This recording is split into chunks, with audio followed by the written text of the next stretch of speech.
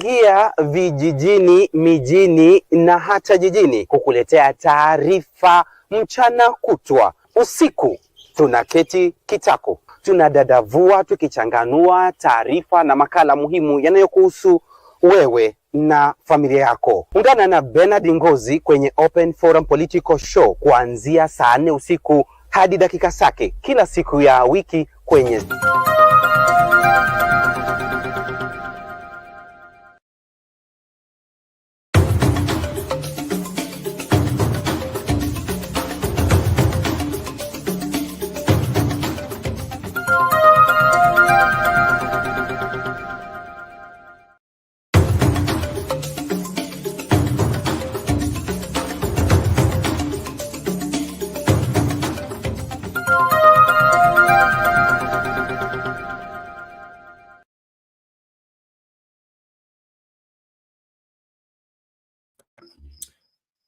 Good day, ladies and gentlemen, and welcome back for another amazing episode, another amazing moment.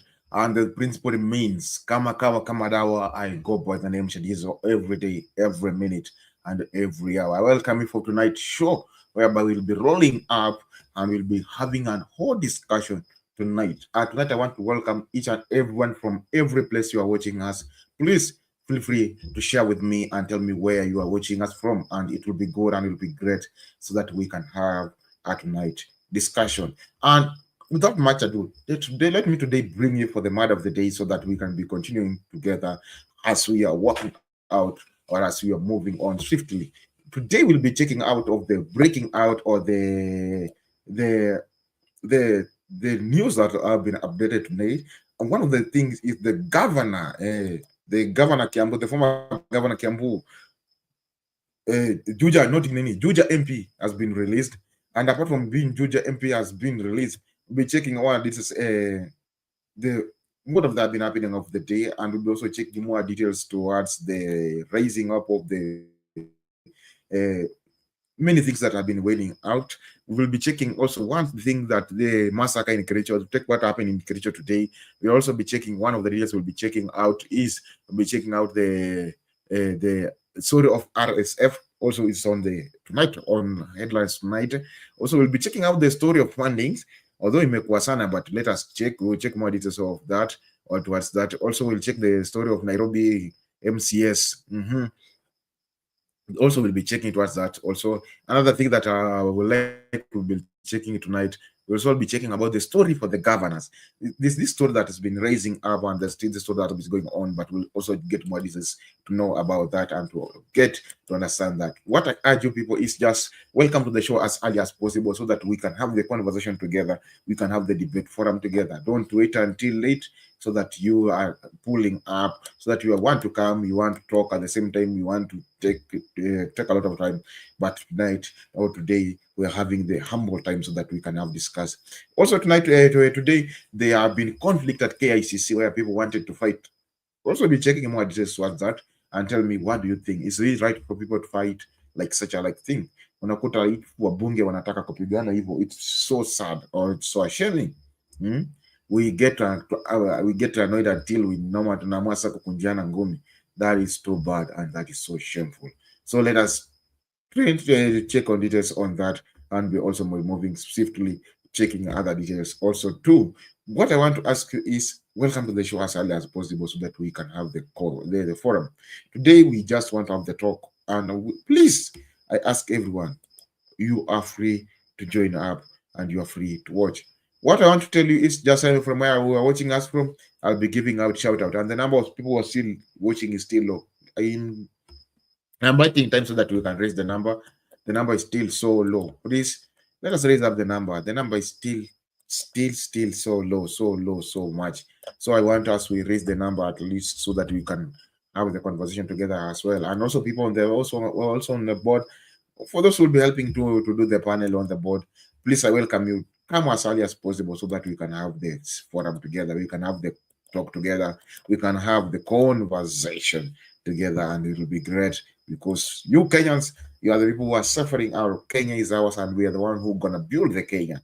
You are the one having the medicine for Kenya. So I want to ask you, or I want to urge you, come up. Let us unite. Let us work together and let us pull strings so that we can see Kenya at a better place. We stop avoiding, or we avoid the shameful sins that are being seen and are being every places. For those who are watching Team TikTok, we are live on Shadizo, Director Shadizo. Please consider tapping the screen, share the live, and if you are free to send gift, you are free, just send it and it will be good. I also appreciate for you. For Team Facebook, I still want to ask you, share the live. Team Facebook, the viewership is still low. Even Team YouTube, the viewership is still low. We have to share this, and also remember to like the video. And also, if the first time coming across the channel, please consider subscribing. Don't just watch and leave. Also, if you are watching, please invite somebody to watch with. Don't just watch alone, so that we can move together in a swift and in a good manner as we are moving on.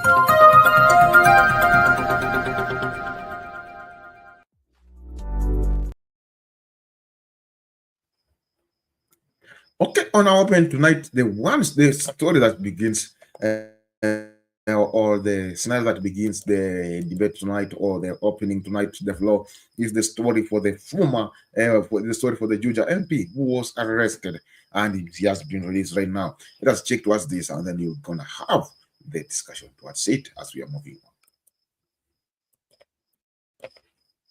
Bail of 200,000 Kenya shillings after appearing before a Kiambu court where he was charged with forging academic paperwork. Koimburi, who was arrested on Tuesday, faced 6 counts of forging his academic credentials, an additional charge of failing to appear in court on multiple occasions. And as Ben Kiroi tells us in the following report, speculation that his arrest was linked to his recent remarks on Sunday, where he alleged that the government spent billions on Raila Odinga's African Union Commission bid in Addis Ababa, was not part of the charge sheet presented in court. After spending the night in police custody, Juja Member of Parliament George Koimburi was arraigned at the Kiambu Law Courts to face multiple charges, including forging academic certificates dating back to 1994. The legislator was charged with 6 counts of forging academic documents and an additional count of failing to appear in court on different occasions in July 2021, according to the charge sheet. In the first count, Koimburi is accused of forging a Kenya National Examination Council and NEC certificate between November and December 1994 to obtain a Kenya Certificate of Secondary Education, KCSE. The second count alleges that he forged a certificate of participation in the East African Universities Accession Project from Jomo Kenyatta University of Agriculture and Technology, JKUAT, between September 2021 and April 2012. Similarly, the third count claims that during the same period, Koimburi obtained a fraudulent certificate from JKUAT's School of Human Resource Development. In the fourth count, Koimburi is accused of knowingly and fraudulently forging a KCSE certificate from NEC, which he allegedly presented at the Ethics and Anti-Corruption Commission EACC on March 8, 2021. On that same date, the Member of Parliament also submitted his certificate of participation in the East African Universities Accession Project from JKUAT to EACC, forming the basis of the fifth count. The sixth count alleges that he presented his School of Human Resource Development certificate from JKUAT to EACC on the same day. Our client attended court. And that's why that is evidence. We're not touching on the evidence. It doesn't matter. That is evidence. We're not touching on evidence. The seventh charge sparked a heated courtroom exchange between lawyers from both sides, with Koimburi's defense team arguing that the count was maliciously added by the Director of Public Prosecutions, DPP, to frustrate their client's bid for bail. I have not spoken. I have not spoken either. You will be granted an opportunity. I have not commented. Your Honor, the accused person has pleaded to the 6 counts. And he has raised a legal objections to the legal propriety of count 7. There is glaring lack of the fundamental principle of actus reus in this charge. This is where it becomes sweeter. He's being charged, or he's proposed to be charged, with failing to attend court on 29 July 2021. Your Honor, I think counsel is going to... Just allow me. It is perfect. Just allow me. Just allow me to make my submissions. Despite the legal tussle, the court granted Koimburi release on a cash bail of Kenya shillings 200,000. The remarks by Juja legislator on Sunday seemed to have opened Pandora's box, putting the legislator in hot soup. Charges of forging academic papers dating back to 1994 brought against him. The court will on Thursday rule on the issue of whether he will answer to all the charges or not. Ben Kirui, Citizen TV, Kiambu.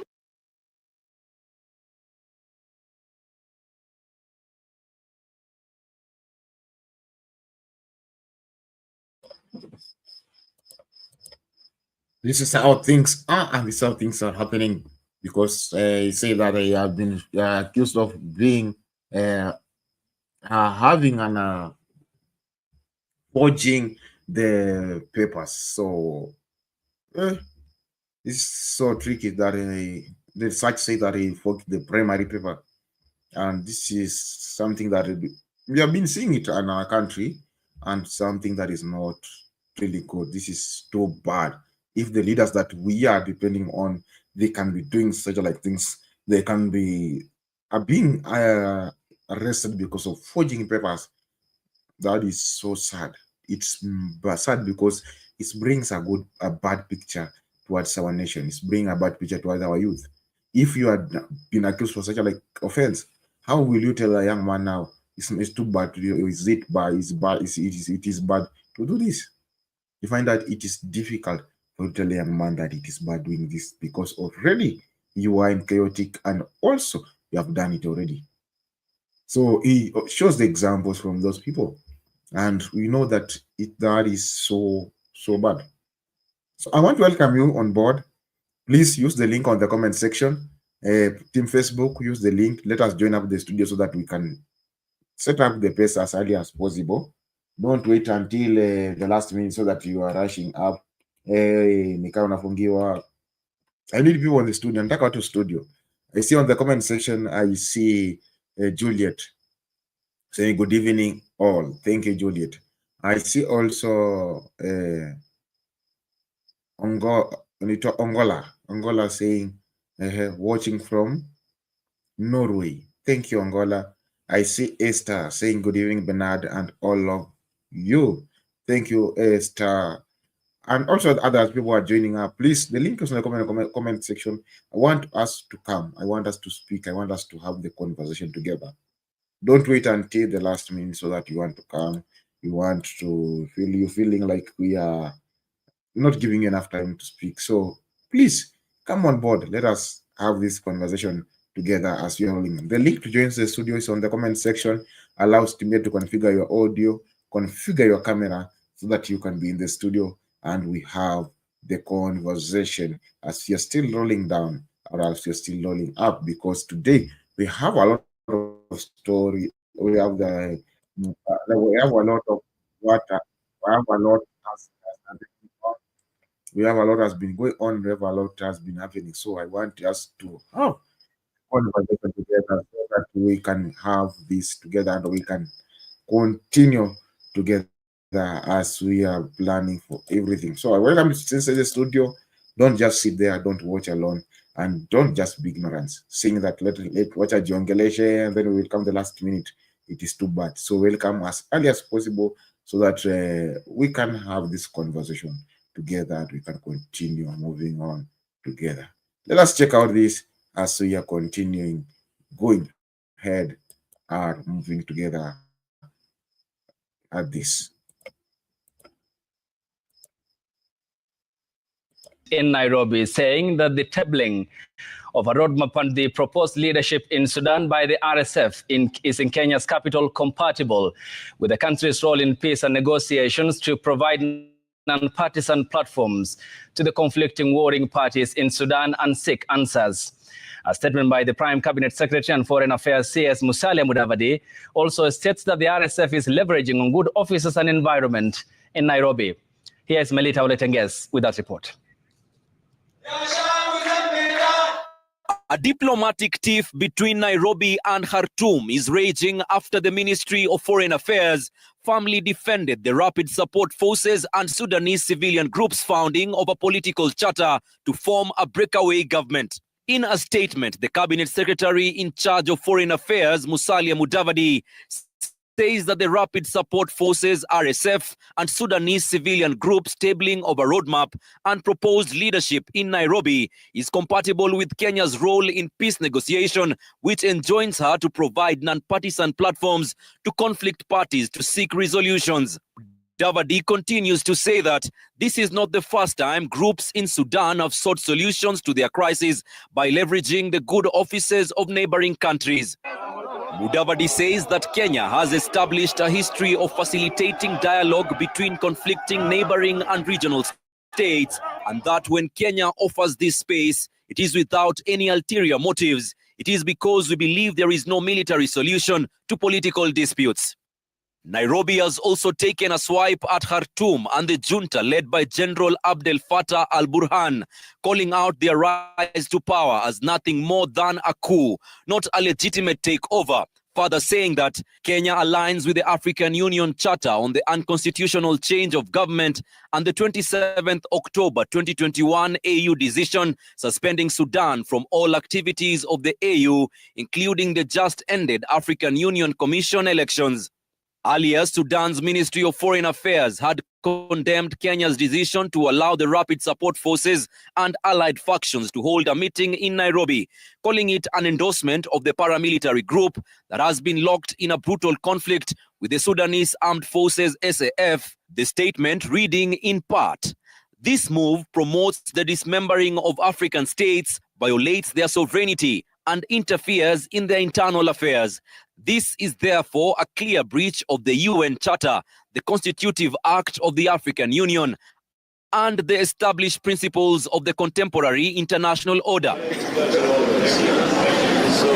Sudan's foreign ministry has accused President William Ruto of doublespeak on RSF activities in Kenya, sending a partisan message barely a week after Ruto urged warring parties in the conflict to engage in genuine and inclusive dialogue.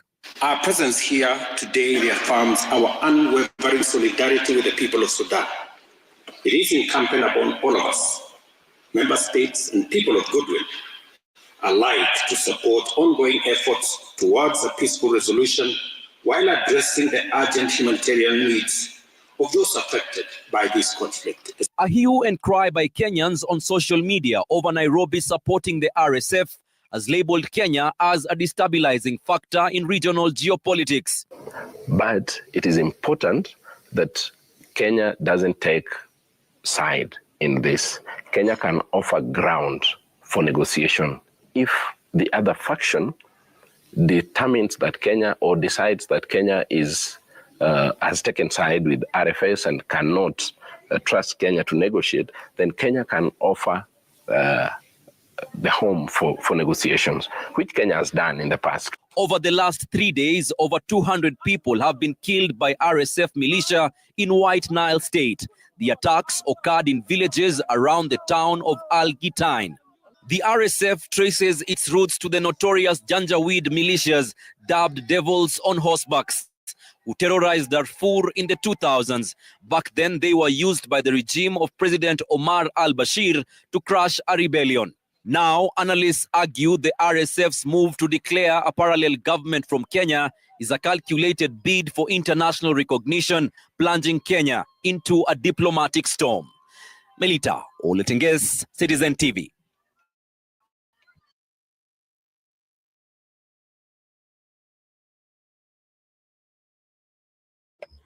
The story of RSF, that is how it's going on. And please, I want to welcome the studio so that we can have the conversation together and we can have the chat together, because this, like this story, there's a story that is going on. Please, you can see when we break it down, it first begins with Kenya's being the ground. So you're saying, like, most of the people insist that Kenya should supposed to act as a ground, should not take part or should not take a side. And when you see this also, we check out the story of Haiti, we check out the story of that happened during the other time also, that you stand up and take a side, which say all the people have been disagreeing with that. And also Kenyans have been disagreeing with that sometimes. seeing that as a nation we don't have to take a side for a certain country. But you see, our nation takes a side, or the leadership of our nation decides to take a side, which is so bad. So we ask our Kenyans, like, so let us give our views, and let us give opinions. Everyone on the comment section, I'll be reading them so that we can analyze and know that what we are supposed to do, what should we do as Kenyans, how should we handle such like matters? Do you allow our government to participate in it? Do you allow our government to take a side in it, or to be at the neutral? Do you allow the government to face any part or to stand firm? Because you see, out of this conflict, it made them be eliminated even from the AU. From the AU, we were eliminated from even participating in the elections. You see, such like things that makes barriers inside Africa, they are not very good. They chaotic so much, and they don't show a good picture. Indeed, they show a bad picture.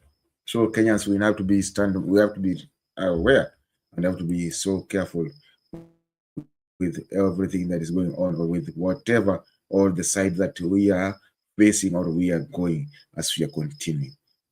As really from that one, we want to do something a little bit. Wacha tuguze mlima kidogo.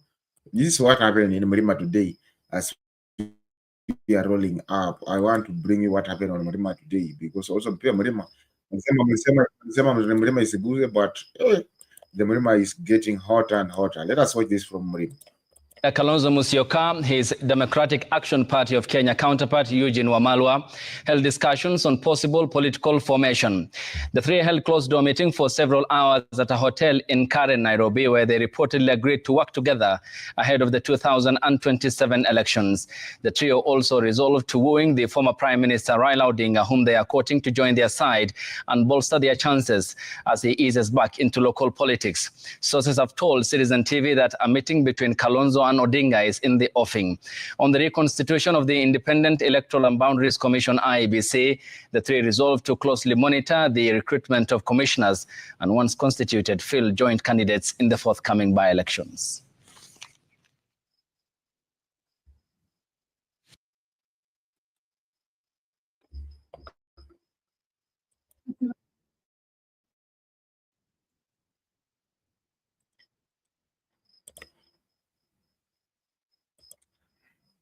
That's what is it going on with the story of Gachagua. I don't know where it's heading to, but I don't know.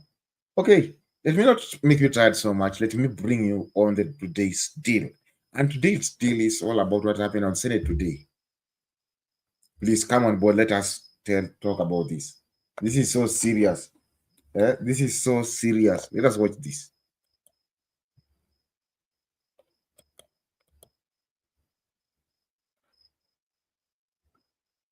Mtazamaji, tusalie siasani, na ni kwamba kizaazaa kimeshuhudiwa katika bunge la Seneti mchana wa leo baada ya maseneta kutofautiana vikali kuhusu hatua ya baadhi ya Wakenya kusherehekea kuanguka kwa Raila Odinga. Na huku kundi moja la maseneta likishutumu Wakenya waliofurahi kuwa Raila atarejea humu nchini, kundi lingine limewatetea Wakenya hao. Mwanahabari wetu David Mudhoka na taarifa kamili. Punde tu maseneta walipopatiwa fursa ya kujadili matukio ya Addis Ababa, Ethiopia, ilikuwa wazi kuwa maseneta wa Kenya Kwanza na wenzao wa ODM hawakufurahishwa na hatua ya baadhi ya Wakenya kushangilia kuanguka kwa Raila Odinga. It broke my heart, for example, Mr. Speaker, to see certain people celebrating, including leaders. I must add that unfortunately, some of them sit in this house, Mr. Speaker, posting messages and saying, oh, I'm glad. So lost. Really? In the 21st century? I was disappointed that some people in parts of this country, others in social media, could celebrate the loss of Raila Odinga. Raila Odinga never lost anything. It is Kenya who lost. In any such situation, whether it's death or losing an election, like what happened, Mr. Speaker, if you are sad and somebody else is laughing, that person does not want the best for you. Hata hivyo, maseneta kutoka upande wa upinzani walitetea Wakenya wanaofurahi kuwa Raila atarejea nchini, wakisema Wakenya hao wana sababu zao halali. I have heard my colleagues say that there were people celebrating that in fact Raila lost. Yes, they celebrated because they are fearful. They want Raila to come back because the country looks unstable and it's not ready to move on. That is where we are, Honorable Cherargei. This is not about tribes ganging up against bigger tribes and smaller tribes ganging against smaller ones. This is a state called Kenya, which is dysfunctional, where we have refused to accept the basic tenets.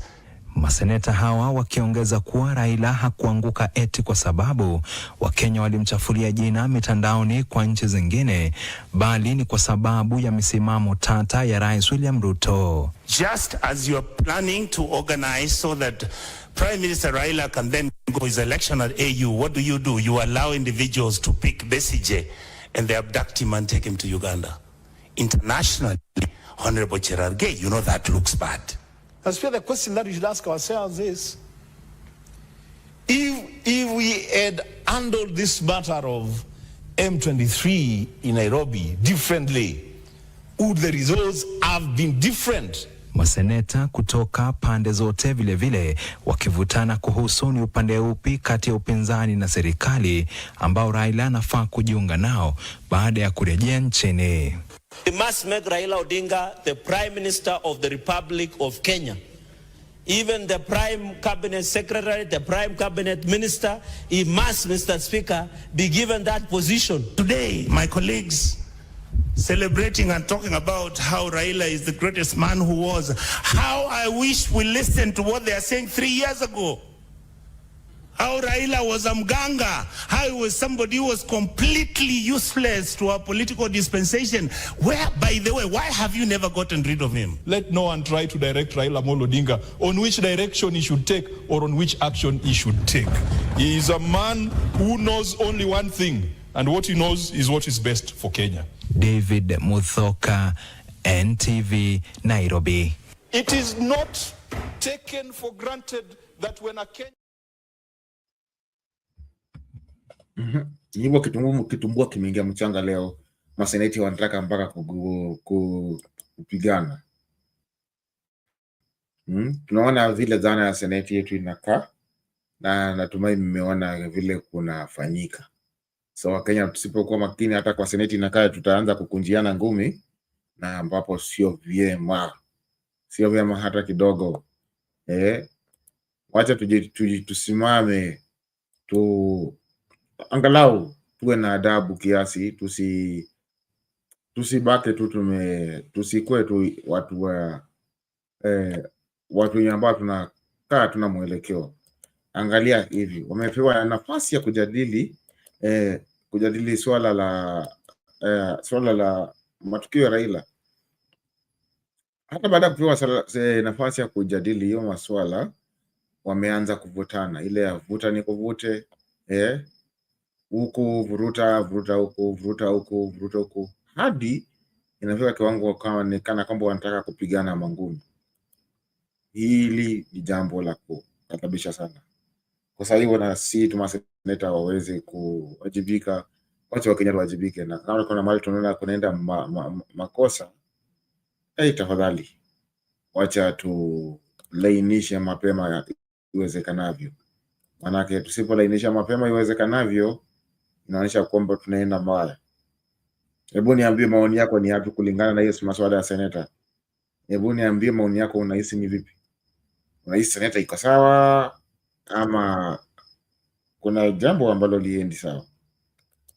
Kama hivi ndio tunaweza kukua tunajibizana kwa seneti, tuko na mahali tunaenda.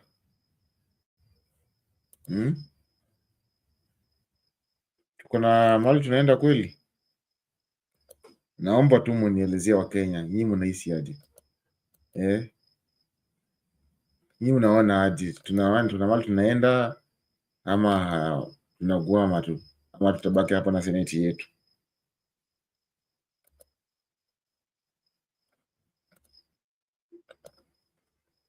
Naomba mkuje mniambie. Join, karibu. Wale ambao mnatujoin kwa studio, tumia link ipo kwa comment section. Link nimeweka kwa comment section. tumie tuje wa studio tuweze kujadiliana na tukuje mapema iwezekanavyo ili tuweze kujadili pamoja na tuweze kusonga mbele pamoja kwa ufasaha ili tuweze kujua ni yapi ambayo yameweza kutokea. Tukichana na hilo swala la Seneti, kuna swala lingine pia nalo limetokea. Masuala ni mengi leo yametokea, lakini naomba tuwe Kenya, tafadhali tuwe waangalifu. Mtazamaji, tusalie siasani na ni kwamba kizaazaa kimeshuhudiwa katika bunge la Seneti mchana wa leo baada ya maseneta kutofautiana vikali kuhusu hatua ya baadhi ya Wakenya kusherehekea kuanguka kwa Raila Odinga. Na huku kundi moja la maseneta likishutumu Wakenya waliofurahi kuwa Raila atarejea humu nchini, kundi lingine limewatetea Wakenya hao. Mwanahabari wetu David Mudhoka na taarifa kamili. Punde tu maseneta walipopatiwa fursa ya kujadili matukio ya Addis Ababa, Ethiopia, ilikuwa wazi kuwa maseneta wa Kenya Kwanza na wenzao wa ODM hawakufurahishwa na hatua ya baadhi ya Wakenya kushangilia kuanguka kwa Raila Odinga. It broke my heart, for example, Mr. Speaker, to see certain people celebrating, including leaders. I must add that unfortunately, some of them sit in this house, Mr. Speaker, posting messages and saying, oh, I'm glad. So lost. Really? In the 21st century? I was disappointed that some people in parts of this country, others in social media, could celebrate the loss of Raila Odinga. Raila Odinga never lost anything. It is Kenya who lost. In any such situation, whether it's death or losing an election, like what happened, Mr. Speaker, if you are sad and somebody else is laughing, that person does not want the best for you. Hata hivyo, maseneta kutoka upande wa upinzani walitetea Wakenya wanaofurahi kuwa Raila atarejea nchini, wakisema Wakenya hao wana sababu zao halali. I have heard my colleagues say that there were people celebrating that in fact Raila lost. Yes, they celebrated because they are fearful. They want Raila to come back because the country looks unstable and it's not ready to move on. That is where we are, Honorable Cherargei. This is not about tribes ganging up against bigger tribes and smaller tribes ganging against smaller ones. This is a state called Kenya, which is dysfunctional, where we have refused to accept the basic tenets. Maseneta hawa wakiongeza kuwa Raila hakuanguka eti kwa sababu Wakenya walimchafulia jina mitandaoni kwa nchi zingine, bali ni kwa sababu ya misimamo tata ya Rais William Ruto. Just as you are planning to organize so that Prime Minister Raila can then go his election at AU, what do? You allow individuals to pick Besigye and they abduct him and take him to Uganda. Internationally, Honorable Cherargei, you know that looks bad. I feel the question that we should ask ourselves is, if we had handled this matter of M23 in Nairobi differently, would the results have been different? Maseneta kutoka pande zote vile vile wakivutana kuhusu ni upande upi kati ya upinzani na serikali ambao Raila anafaa kujiunga nao baada ya kurejea nchini. We must make Raila Odinga the Prime Minister of the Republic of Kenya. Even the Prime Cabinet Secretary, the Prime Cabinet Minister, he must, Mr. Speaker, be given that position. Today, my colleagues celebrating and talking about how Raila is the greatest man who was. How I wish we listened to what they are saying 3 years ago. How Raila was a mganga, how he was somebody who was completely useless to our political dispensation. Where, by the way, why have you never gotten rid of him? Let no one try to direct Raila Odinga on which direction he should take or on which action he should take.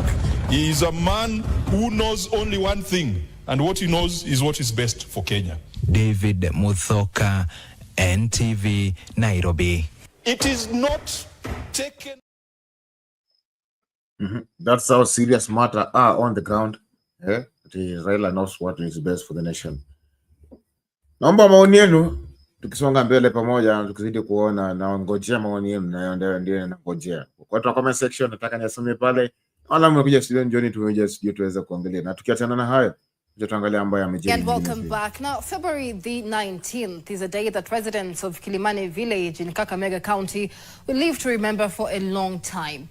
On that fateful Tuesday night at around 8:30 p.m., Ruben Lutaboni, aged 42, and his younger brother Michael Lukala, aged 40, disagreed with the size of ugali the two were to prepare, leading to Michael's death. NTV's Oko Okusa reports. Esther Akwam, the mother of the two men, says she saw Ruben grab an axe and attack Michael from behind, hitting him several times on the head. Peter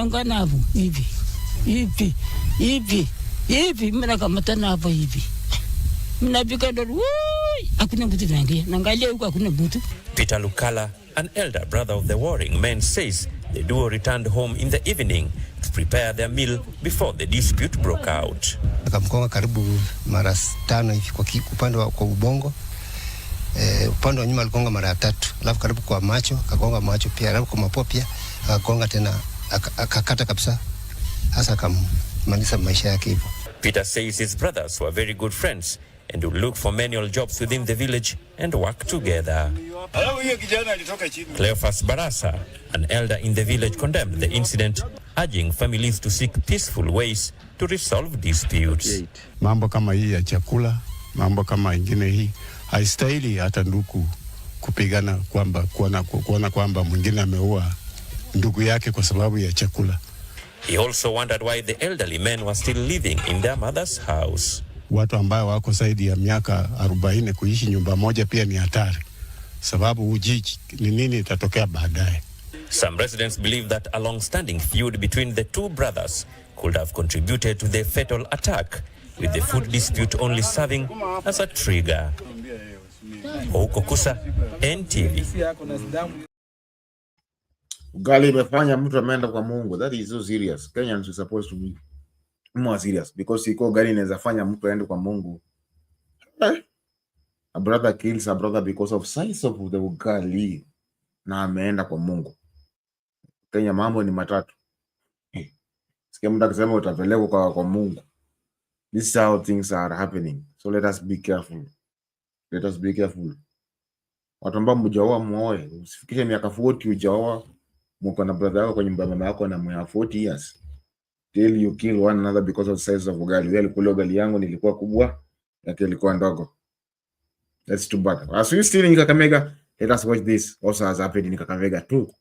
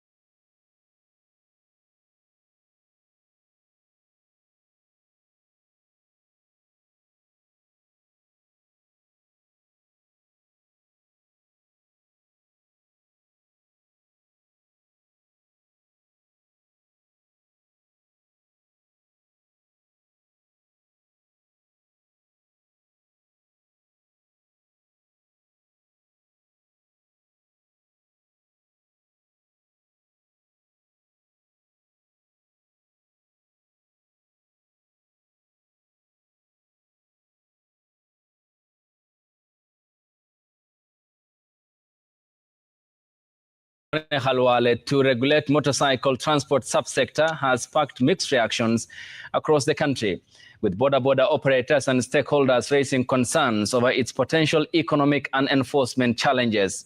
The senator defends the proposals, arguing they aim to improve road safety and streamline the industry. Sector players, however, say it will negatively impact the small-scale riders. Jimmy Mbogo with this report after he spoke to border operators. For years, the boda business has provided an income for millions of Kenyans, with an estimated 2.5 million Kenyans working in the sector. However, a raft of proposals seeking to regulate the sector has players questioning the motive and the timing of the bill. Among them is the proposal to impose a 20,000 shillings fine or 6 months in jail for operators caught riding on pavements and pedestrian walkways. Lakini ikifika ni upande wa kupita pavement, isikuwe mnajua kuweka sheria na mjue kutengeneza barabara. Kwanza tengeneza barabara, kukuwe na easy movement, ndio mwanze kuweka hizo sheria. Kuna watu tu na si wote ndazosema wameamua kwamba bodaboda ni hoteli yao. Akiona pikipiki namna hivi kwa jamu anakimbia na mkamata. So ule mtu next time ata take chances. Hata akipata wrong side atatoka aende, sababu anajua hata nikisimama na nimecomply na niko sawa, nisipite kwa hiyo pavement, huyu askari akinishika kama ukanjua akinishika ataenda kunikulia mbele. Kama ni 20,000 waseme tu hataki bodaboda, atupe kazi nyingine ya kufanya. Tuotokee mambo ya bodaboda. It cannot go on like this just because of emotions and sentimental value of telling young people that you can just ride anywhere you want, whether you go on the left. No, responsible leadership says stick within the law. Other proposals include the requirement for commercial motorcycle operators to register with the county authorities and pay a prescribed fee. Bodabodas must also be fitted with a real-time tracking device, while riders found guilty of ganging up to intimidate or harm others face a fine of up to 100,000 shillings or 1 year in jail. The riders have also raised concerns over the requirement to not carry a passenger with their load if it exceeds 50 kilograms in weight. The most important thing is to bring sanity. Boda is chaotic. So we must bring sanity. We are not a country of schizophrenics. We are not a country, a lawless county. It must bring order. We also talk about safety and sanity. We don't want such kind of goons behaviors. But let's be reasonable. How will you determine that this person was at the scene? Unajua bodaboda ni mtu kama mtoto yatima. Bodaboda ukiangalia off late wamekuwa wakigongwa, anaachwa kwa barabara, alafu huyo mtu wa gari anaenda hivyo, inabakia kwamba bodaboda anaenda ajitibu mwenyewe. Another thing ni kwamba unapata bodaboda akigongwa, juu mtu wa gari ako na pesa anamgeusia, inakuwa kwamba yeye ndiye ako na makosa. So ilifika mahali bodaboda wakatafutia umoja wao kwamba ugonga mtu wa bodaboda lazima tukuje tukusikize, tuelewe shida iko wapi. Mmesema tusibebe zaidi ya kilo 50. Mwenye alitengeneza hii pikipiki sio mjinga. Msikuwe werefu kuliko wale wenye walitengeneza. This is our working place. Mkianza kutuletea sheria, mkuwe tayari pia kutuambia makwenu, tukuje tuchukue pesa jioni, tunaenda kulisha familia zetu. And although the boda riders welcome some element of this bill, their biggest concern is that it's going to be used as a tool by the law enforcers to harass them on the roads. Jimmy Mbogo, Citizen TV.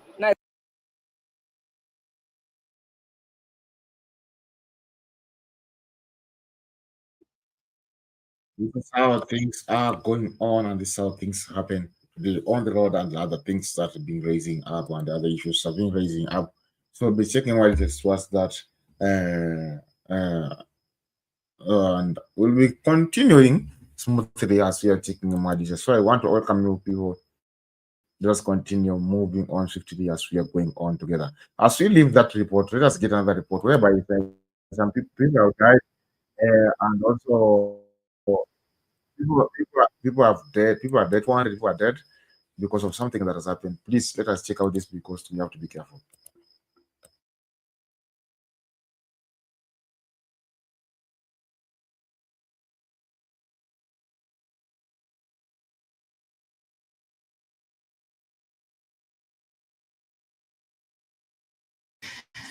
4,000 locals of Mwangaza and Mwazunguka villages in Mombasa's Portrees estate risk being rendered homeless after they were served eviction orders by the Kenya Petroleum Refinery. Houses, schools and places of worship and cemeteries have been marked for demolition.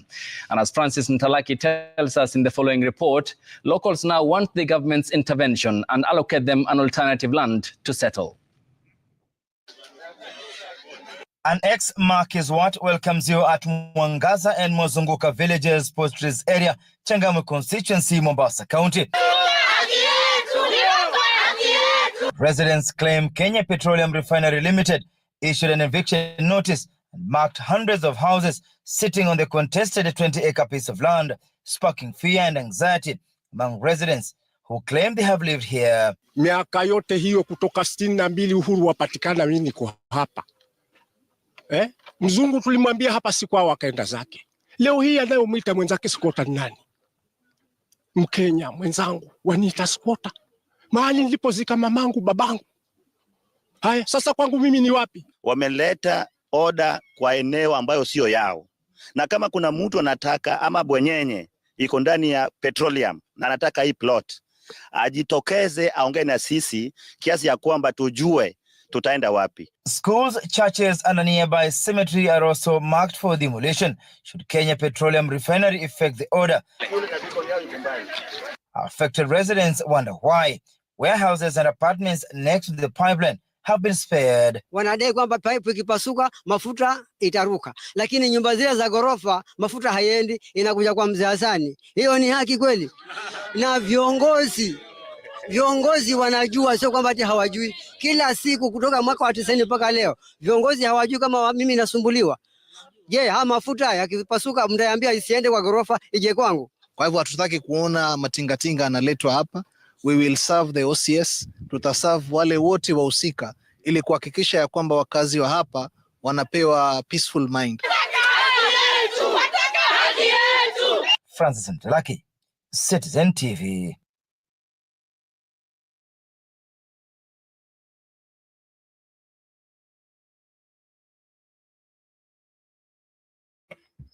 That's one of other things that has happened, and wow, it's crazy.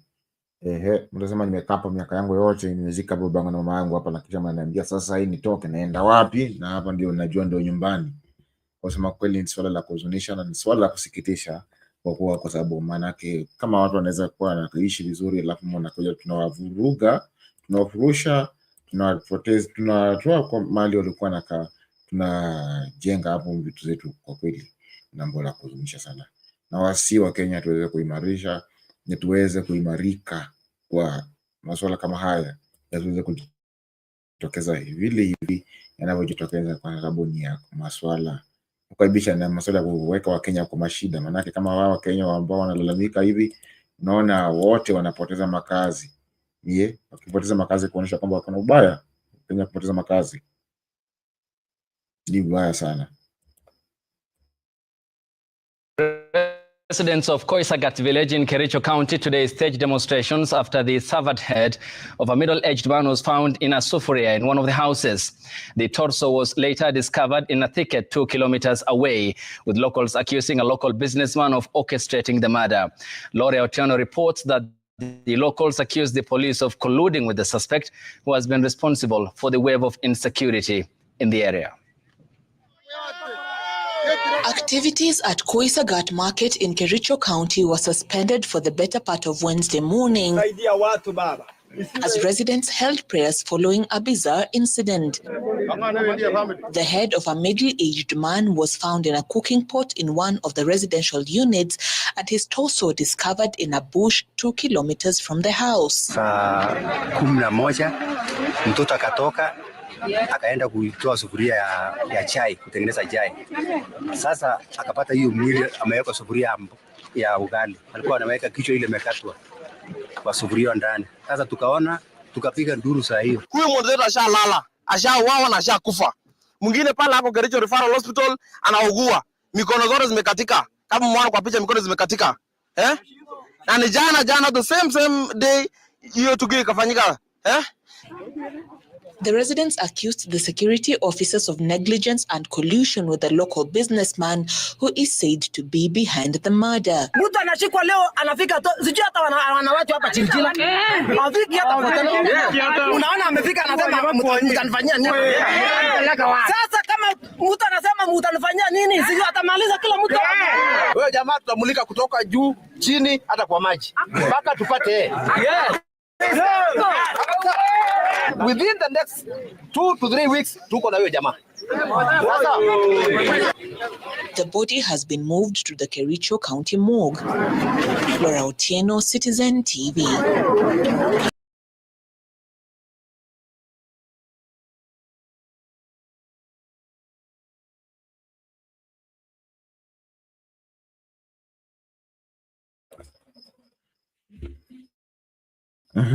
Na ile mambo yanafanyika within 2 to 3 weeks. Hiyo swala litabaki ama litaweza kutimizwa?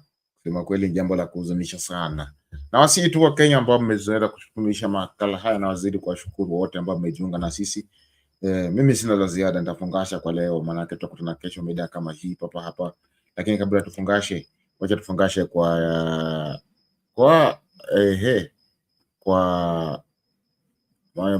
kondo mwingine ambapo tutaona manusura mengine ambayo yametokea. Na swala la barabara limeleta kizaazaa. Acha tuone kwanza hii yenye Gen Z wamesema ama wamefanya hapa, ndio tuweze kufungasha. And President William Ruto has castigated Kenyans whom he accuses of mocking him over his promise to the construction of 750-kilometer Isiolo-Mandera Road. The head of state says his administration is committed to the delivery of the project in due course. The Deputy President, Professor Abraham Kithure Kindiki, however, has been more specific, saying the road will be completed in under 2.5 years. Here's our political affairs reporter, Emmanuel Tor, with that report. Barabara itoke Mandera, ikuje Ramo, ikuje Gari. It has been the talk of town for about 2 weeks now. Tarbat, ipitie hapa Wajia, iende Samatar. Wangwana wa Mandera hamjambo.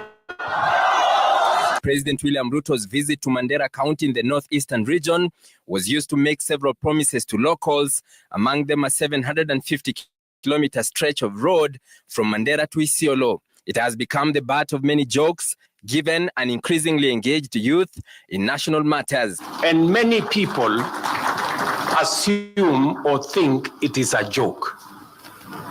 Let me tell you, good people, the president's announcement of that road project and his mastery of the route it will follow has largely informed the debate around it, that and a sense of cynicism. Ndio barabara itoke Mandera, ikuje Ramo, ikuje Gari, ikuje Elwak, ikuje Kobo, ikuje pale Kotulo, ikuje Tarbat, ipitie hapa Wajia, iende Samatar, iteremuke Modogashe, ifike Isiolo, iende Nairobi, watu wa Northern Kenya wakae kama Wakenya wengine.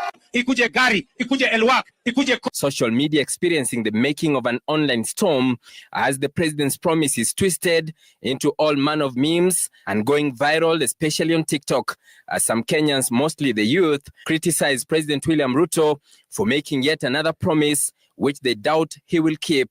Others printing T-shirts with illustrations of that stretch of the road, complete with the towns as mentioned by the president in his speech in the rally in Mandera. Wednesday, President Ruto, who presided over the signing of contracts for mini-grids and a Kenya off-grid solar project in Nairobi, training his guns on his doubters and those who mock him, urging Kenyans to take national matters seriously. In this country, sometimes we take matters of life and death as if it is a joke.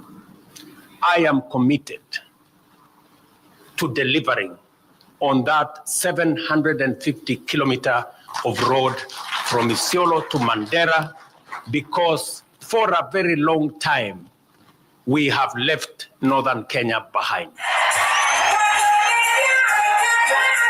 The president's reaction coming just a day after his deputy, Professor Kithure Kindiki, also launched another attack at government's online critics. But because the person making just kwa simu hapo, ajui Samata ni wapi, hajui Kotulo ni wapi, hajui sijui ni wapi, so anafanya mzaha. The two, however, gave conflicting figures on the number of contractors on site. There are 11 contractors on the ground as we speak, each with a stretch of about 100+ kilometers. And I want to confirm here that there are already 7 contractors on the ground to make sure that that road is done. The delivery of that promise by the president, perhaps the only answer that could silence critics, as both the opposition and the clergy have pointed out that the Kenya Kwanza administration continues to suffer from trust and truth deficit. The Isiolo to Mandera road is about 1.5 times the size of the Nairobi-Mombasa highway. Emmanuel Toh, Citizen TV, Nairobi.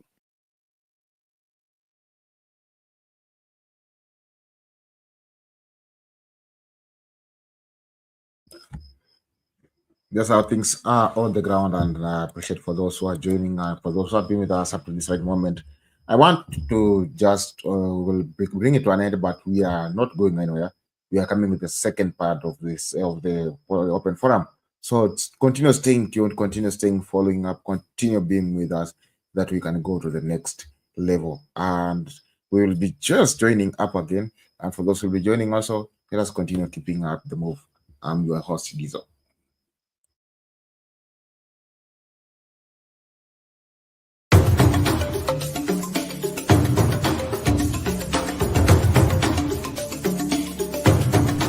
Unatazama Sound Kanti Talk Live.